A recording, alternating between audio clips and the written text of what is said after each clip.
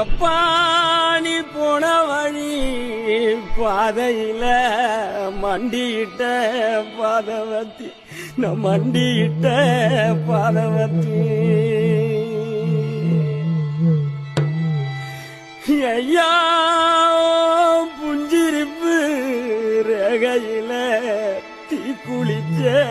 பாதவத்தி தீ குளிச்ச பாதவத்தி மலை உச்சியில பூத்தைய பிச்சு புவையுங்க